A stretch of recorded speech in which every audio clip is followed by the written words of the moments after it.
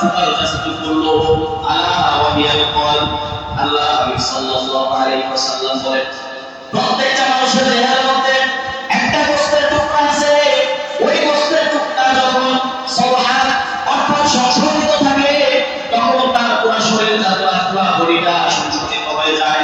কিন্তু যদি ব্যক্তির ওই ভিতরের কর্মটা অসুস্থ হয়ে যায়, নষ্ট হয়ে যায়, তাহলে তার পুরো বডিটা নষ্ট হয়ে যায়। ঠিক তেমনিভাবে আল্লাহ হাবিব সাল্লাল্লাহু আলাইহি ওয়াসাল্লাম আমাদেরকে এরকম আরো কিছু রোগের কথা বলে গেছেন।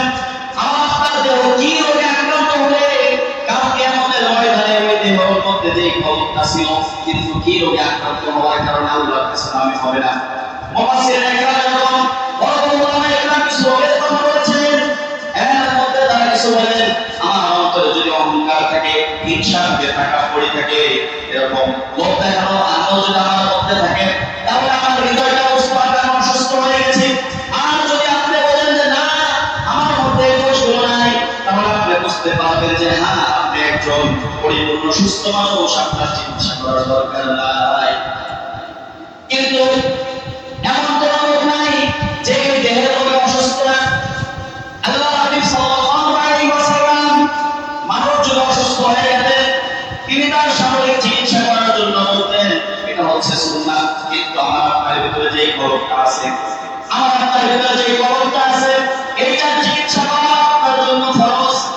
কারণ আপনি যদি সুস্থ শরীর আর অসুস্থ শরীর নিয়ে কবরের মধ্যে যান, আপনার দেহটা কিন্তু মাটি খেয়ে ফেলবে। আপনি যদি দেহতে অসুস্থতা হয়ে কবরের মধ্যে যান, আপনার দেহটা মাটি খেয়ে ফেলবে। সেটা সুস্থ থাকুক আর অসুস্থ থাকুক সেটার কোনো কর্তৃত্ব হবে না। কিন্তু যদি আমার আপনার ভিতরের কলবটা অসুস্থ থেকে যায়, শরীরের সব কিছু নষ্ট হয়ে যাবে, মাটি খেয়ে ফেলবে। কিন্তু আমার আপনার ভিতরে যে কলবটা আছে, যে রূহটা আছে, এই রূহটা কিন্তু মাটি খাইতে পারবে না। কারণ কাল কিয়ামতের ময়দানে আমার আপনার দেহ পচে গেলেও আল্লাহ তাআলা রব্বুল আলামিন যেই দিন ময়দানে হাসর কায়েম করবেন, আমার আপনার জন্য হাসরের ময়দান বিচারের মাঠ যেদিন কায়েম করবেন, ওই দিন কিন্তু আমার কলবটাকে আল্লাহর সামনে দাঁড় করাতে দেওয়া হবে। আল্লাহর সামনে সেদিন দাঁড় করাতে দেওয়া হবে। আমাকে আপনাকে প্রশ্ন করা হবে, আমি আপনি দুনিয়ার মধ্যে অসুস্থ ছিলাম নাকি সুস্থ ছিলাম? যদি আমি আপনার দুনিয়ার মধ্যে অসুস্থ থাকি, তাহলে কাল কিয়ামতের ময়দানে এই যে অসুস্থ একটা কলব নিয়ে আল্লাহর কাছে গিয়েছিলাম, আল্লাহর কাছে অসুস্থ কলব নিয়ে যাওয়ার কারণে ওই দিন আমার আপনার ধরা পড়ে যেতে হবে। আর যদি আমার দেহটা, আমার ভিতরের কলবটা যদি শুদ্ধ সুস্থ হয়, তাহলে কাল কিয়ামতের ময়দানে আমি আপনি হাসতে হাসতে আল্লাহর জান্নাতে যেতে পারবো। এজন্য আমাকে আপনাকে কবরের চিকিৎসা করতে হবে। যার কবরের মধ্যে হিংসা, লৌকিকতা, অহংকার, এগুলো আমার ভিতরে আছে কিনা, হুব্বে জাহ, হুব্বে মাল, এগুলো আমার মধ্যে আছে কিনা। যে আমি কি দুনিয়া আসার পরে শুধু দুনিয়া কামানোর জন্য দুনিয়ার পিছনে দৌড়াইতেছি, টাকা পয়সা কামাই করার জন্য শুধু টাকার পিছনে দৌড়াইতেছি, নাকি কিছু আখিরাতের জন্য কিছু পুঁজি আমি আপনাকে বসাইতেছি? যা আমাকে আপনাকে চিন্তা ভাবনা করতে হবে। এজন্য আল্লাহ হাবিব সাল্লাল্লাহু আলাইহি ওয়াসাল্লাম তার উম্মতদেরকে খবর বলেন, কাল কিয়ামতের ময়দানে যেদিন সমস্ত মানুষগুলো ইয়া নাফসি বলতে থাকবে, ওই দিন কেউ কারো কোনো উপকার আসবে না। আল্লাহ রাব্বুল আলামিন কুরআনে হাকিমের মধ্যে বলেছেন, ইয়াউমা ইয়াফিরু মারউ মিন আখিহি ওয়া উম্মিহি ওয়া আবিহি ওয়া সাহিবাতিহি ওয়া বানিহি। কাল কিয়ামতের ময়দানে আমি যখন অসুস্থ একটা কলব নিয়ে আল্লাহর কাছে যাব, অসুস্থ কলব নিয়ে যাওয়ার কারণে যখন আল্লাহর আদালতে ধরা পড়ে যাব, আল্লাহর আদালতে ধরা পড়ার সঙ্গে সঙ্গে আমি দৌড়াইতে থাকবো, কে আমাকে একটু বাঁচায়, আমি তার কাছে একটু সাহায্য পাবো। এই জন্য যখন আমি ছোটাছুটি করতে থাকবো, ছোটাছুটি করতে করতে এরকম যখন আমি আমার ভাইয়ের সাথে সাক্ষাৎ করবো, ভাই আমার থেকে পলায়ন করবে, মার সাথে সাক্ষাৎ করবো, মা পলায়ন করবে, বাবার সাথে সাক্ষাৎ করবো, বাবা পলায়ন করবে। কেউ ওই দিন আমাদের পরিচয় দেবে না। কারণ হলো যদি ওই দিন পরিচয় দেয়, তাহলে তো আমি যদি তাদের কাছে একটা লেগে যাই বসি, যদি তাদের কাছে বলি যে আজকে তো আমি বিপদে পড়েছি, তোমরা একটু আমাকে সাহায্য করো, তাহলে ওই দিন আর কিন্তু তারা আমাকে সাহায্য করবে না। ও মুসলমান, একটু চিন্তা করেন, অথচ যে সন্তানের জন্য, যে স্ত্রীর জন্য, যে মায়ের জন্য, যে বাবার জন্য আমি আপনি এত কষ্ট করে দুনিয়াতে টাকা পয়সা উপার্জন করলাম, তাদের জন্য নিজের শরীরের ঘাম ঝরায় পায়ে ফেললাম, মাথার ঘাম পায়ে ফেললাম, কিন্তু তাদের জন্য এত কিছু করলাম, কারণ কিয়ামতের ময়দানে ওই মা বাবা ওই সন্তান আমার থেকে পলায়ন করবে, ওই ভাই আমার থেকে পলায়ন করবে। বন্ধুর জন্য আমি কত কিছুই না করলাম। বন্ধু যদি বলতো আয় আজকে অমুক জায়গায় যাবো, আজকে আনন্দ করবো, ফুর্তি করবো, কত বিরসি করে, কত কত সুতা দিয়ে, কত অজুহাত দেখিয়ে বাড়ি থেকে বের হয়ে গেছি, বন্ধু আমাকে ডাক দিয়েছে, বন্ধুর জন্য আমি চলে গেছি, বন্ধুর কথাবার্তা বলার জন্য বন্ধুর সাথে কত আড্ডা করলাম, কিন্তু কালকে আমাদের ময়দানে ওই বন্ধু আমার কোনো সাহায্য করবে না, কোনো উপকারে আসবে না, বরঞ্চ ওই বন্ধুর জন্য কিয়ামতের ময়দানে আমাকে আপনাকে আফসোস করতে হবে। বন্ধুর জন্য আফসোস করতে হবে। কি আফসোস করতে হবে?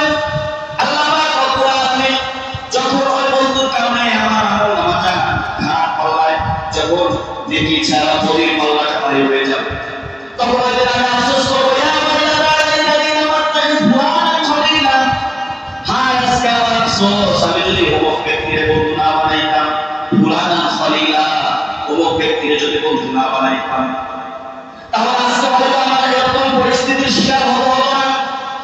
কেন? কোন বন্ধুকে বানানোর কারণে আমার আফসোস হচ্ছে, কোন বন্ধুকে বন্ধু বানানোর জন্য আজকে কিয়ামতের বিশেষ সময় আমার আফসোস হচ্ছে।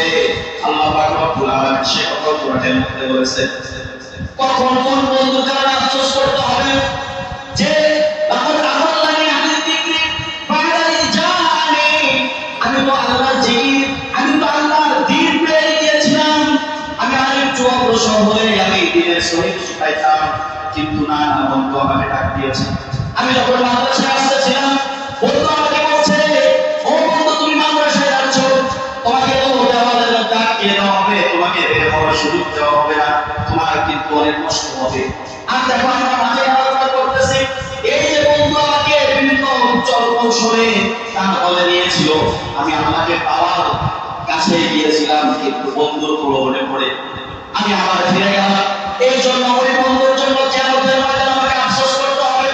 হ্যাঁ, আমি তো আপনাকে পেয়ে গিয়েছিলাম, কিন্তু বন্ধুর কারণে, বন্ধুর কথা শুনে আমি আল্লাহকে ভুলে গিয়েছি। এই সকল বন্ধু যাদের থাকবে, কাল কিয়ামতের ময়দানে ওই বন্ধুর জন্য আফসোস করতে হবে। এজন্য আমাকে আপনাকে বন্ধু যদি গ্রহণ করতে হয়, ভেবেচিন্তে গ্রহণ করতে হবে। আমি হয়তো আপনি ভাবতেছি যে দুনিয়ার মধ্যে আছি, বন্ধু তো থাকবে স্বাভাবিক, কিন্তু না, এই বন্ধুর জন্য কাল কিয়ামতের ময়দানে আমাকে আপনাকে আফসোস করতে হবে। এই কথাটা এই জন্য বললাম, দেখেন আমার আপনার ভিতরে যে কলমটা আছে, যে কলমটা আছে, আমার বন্ধু যখন আমাকে একটা বিষয় নসিহত করে, ওয়াজ করে, তখন কিন্তু আমি বন্ধুর কথাটা প্রথমে জেনে দিয়ে অনুভব করি, হ্যাঁ বন্ধু তো ঠিকই বলছে, বন্ধু ঠিকই বলছে, জেনে দিয়ে যখন আমি অনুভব করি, জেনে দিয়ে যখন কথাটাকে ভালোভাবে ভাবি, এরপরে আমার মস্তিষ্ক ধীরে ধীরে বন্ধুর কথাটাকে প্রমিত হতে থাকে। এরপরে আস্তে আস্তে আমার শরীরটা বন্ধুর কথা অনুযায়ী বন্ধুর কাজ করতে থাকে। তাহলে দেখেন, আমি আপনি যত কাজ করি, সব কিছুর প্রথমেই রয়েছে আমাদের কলব।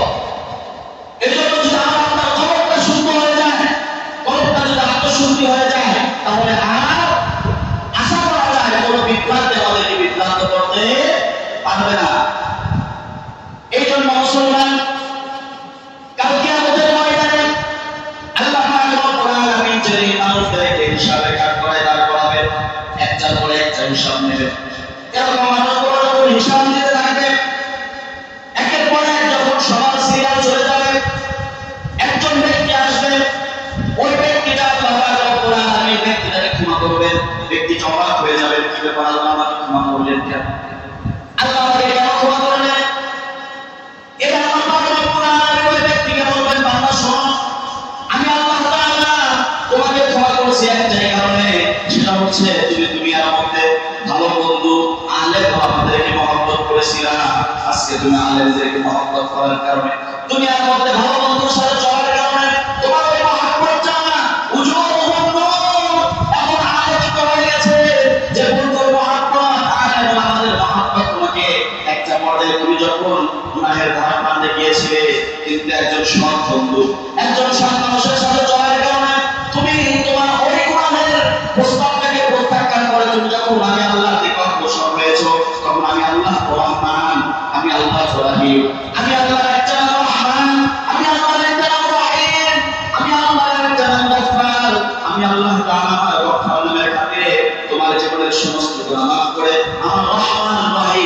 উসিলায় তোমাকে আমি আজকে জান্নাতি বানায়